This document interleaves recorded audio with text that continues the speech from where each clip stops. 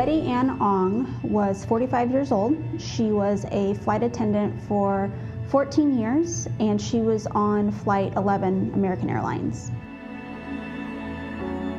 Flight 11 American Airlines was the first plane to hit the North Tower. It hit at 8:46 in the morning.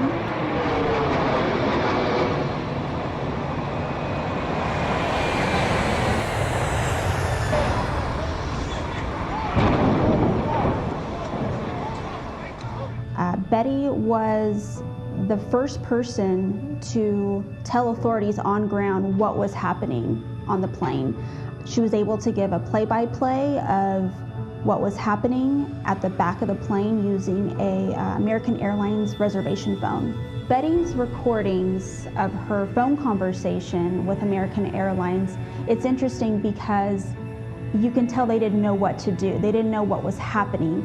Not that they didn't believe her, but to have her explain that there's hijackers, that all the passengers have gone to the back of the plane, that there's some type of mace, people are getting stabbed. And the cockpit is not answering their phones.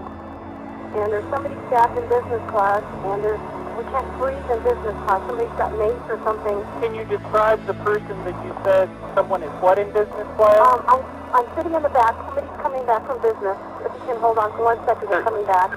When I did research on Betty, a lot of her coworkers had said they knew they were going to have a good flight with Betty. She went above and beyond to take care of her passengers, and so it's no surprise that she was the first one to go to the back of the plane, make that phone call. By making that phone call, she was able to alert authorities of what was happening, and because of that phone call, it led to the very first time that the U.S. Stopped all airspace, and that's never happened before. We're making another sharp turn, all the way onto our side. So when Betty made the call to American Airlines to the reservation phone, she was on the phone for 23 minutes, giving them that play-by-play of what was happening. And when she gave the play-by-play, she was able to identify through the seat numbers who those hijackers were. And so they were able to identify who the hijackers were by her calling. Again, that information was invaluable when time is very sensitive.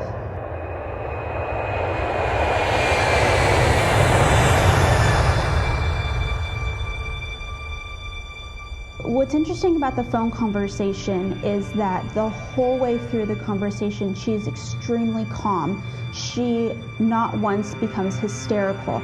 I don't know what I would do in that situation. I know I would never be as brave as Betty was. She took it upon herself to make that phone call. She could have easily called her mom, dad, sisters, brothers, but she stayed very professional and calm. Even towards the very end, her last words, she kept saying, pray for us, not pray for me, pray for everybody. And I think that just shows what kind of a person she was until unfortunately you don't hear any of the conversation because it hit the tower. What's going on, Betty? Betty, talk to me. Betty, are you there? Betty? I think we might have lost her.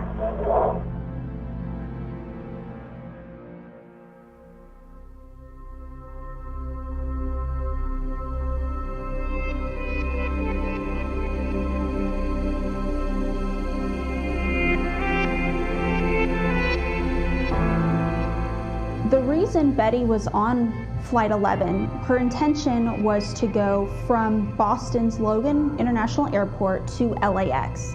She was supposed to meet her sister and plan vacation trips to Hawaii for the following week. So that was her intention, was to go on vacation with her sister.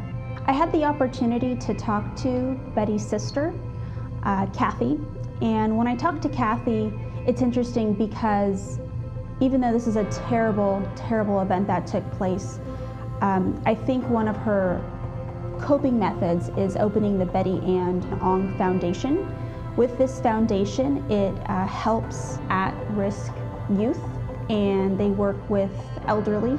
Betty's passion in life included children and assisting the elderly and living a healthy lifestyle. So the purpose of this organization is to help children go to these summer camps, and these summer camps allow them to learn about healthy eating and how to have better self-image. I know there's even programs for the elderly as well. That's something that was really important to Betty, and so her family wanted to continue that on for her. I think for me, doing research on Betty, I learned how strong she was. I know in that situation, I can't even imagine being on the phone for 23 minutes giving a play-by-play of all these awful and horrendous things that are going on, and you don't even know what the next second's gonna bring. I'm sure those 23 minutes felt like 23 hours. Betty is the definition of a fearless female.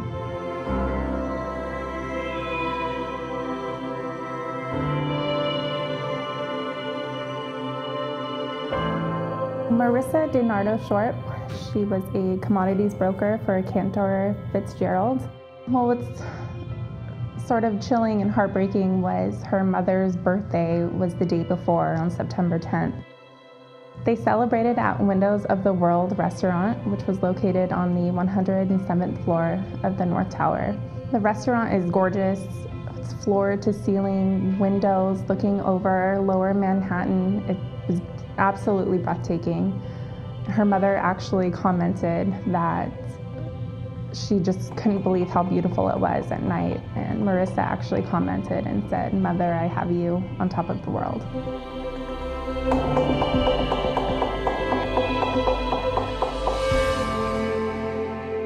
Her mother actually urged her to stay home the next day to rest, since she was stressed at work. Her mother just believed she needed to take some time off, but due to Marissa's work ethic, she returned to work the next day at 8:15 in the morning, which was 30 minutes before the first plane hit the North Tower.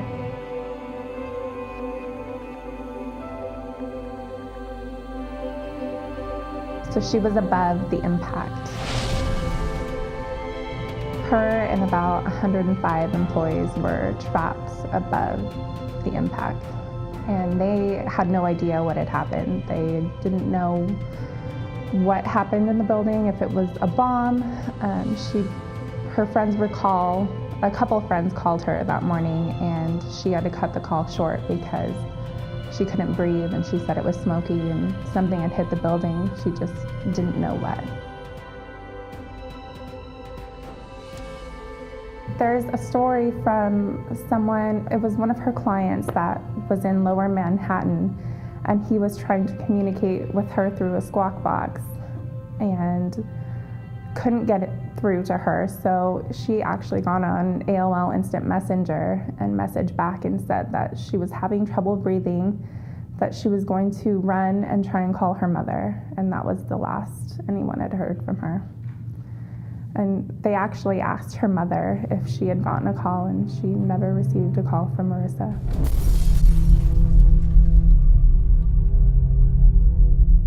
So unfortunately, her body was never found. It was never recovered. Her mother and her brother tried endlessly to find her with flyers, posters. They searched every day they could, and unfortunately, she was never found. What's chilling is 6 months later, the New York Police Department knocked on their door, and they had given Marissa's mother her charred purse and her pocketbook, which was still intact, with her ID, her photos, credit cards, and what's even more chilling is the receipt from the dinner from her mother's celebration was fully intact. Marissa and her brother Harley were very close siblings. She confided in him through everything, work, family. They were best friends. And he recalls 2 weeks before the attacks, she broke down and had a premonition and said that she thought she was going to die soon. She didn't know why, but she just broke down, and he calmed her and told her everything was going to be okay. And little did he know too. Her mother held on to her belongings. She held on to her purse, her pocketbook, everything, and just had it in a closet. She didn't want to let go of it.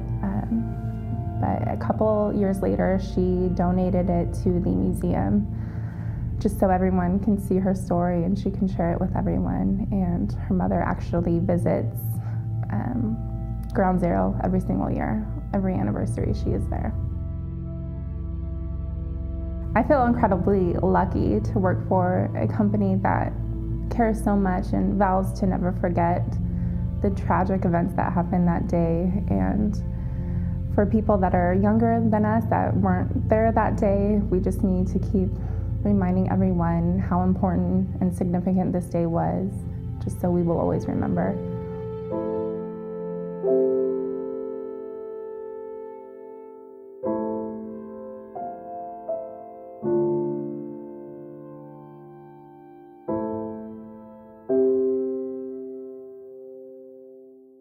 For me, I think it's amazing to look into these people and tell the stories so many years later. Especially, I was so young when it happened, and to keep these people in our lives and recognize the heroes, the survivors, the fallen. I think it's very important and meaningful.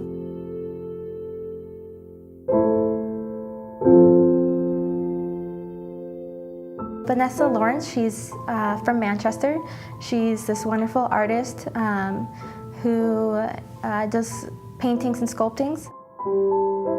When 9/11 happened, she was 26 years old. She was a part of a residency program by the Lower Manhattan Cultural Council. On the morning of 9/11, she went in at 6 a.m. She was so excited to work on her painting that she had been working on the day before. It was of the Manhattan sunrise. She just had the best view on the 91st floor. You're just on top of the world. And so she went in that morning to work on her painting. And then at 8:30 a.m., she tore herself away to get a juice and to call her friend who was going to be visiting her that day. So she went from the 91st floor and went down. And then when she returned back up, just as she stepped out of the elevator, the North Tower was hit just 2 floors above her.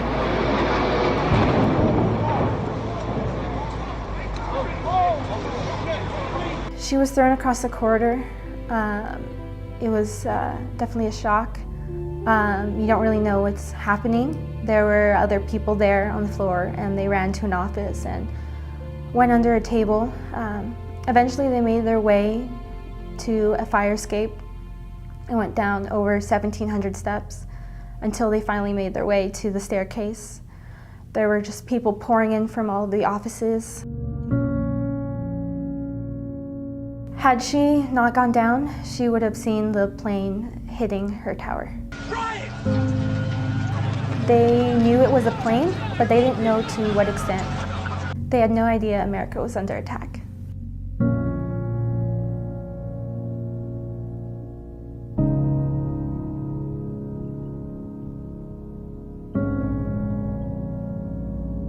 Vanessa made it out of the building, but right as she did, the South Tower collapsed. There's just a cloud of debris coming down right as she gets out of the North Tower. She looks around to find a place to go. She sees a subway tunnel, but right as she starts to head that way, a cloud of debris comes up.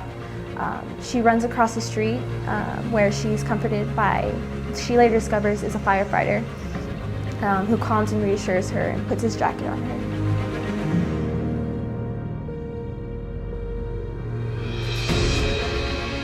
So one of the paintings she was working on was the sunrise over Manhattan. That was the one she went in to paint that morning. It was lost in the attacks, but since then she's recreated the painting. It's absolutely beautiful, and it looks just like this picture I found from inside the building, where you just see this beautiful Manhattan skyline. It's just as if you were in the clouds. And that's the amazing thing is, Vanessa says that despite this ordeal, she still looks back at what happened. She looks back at the experience of being in the World Trade Center as something magical. You know, it was the studio in the sky. I think it's looking back at an experience, something so tragic, but still recalling how amazing it was to be there. How amazing the World Trade Center, that building, was in the first place. What it was like to be on top of the world.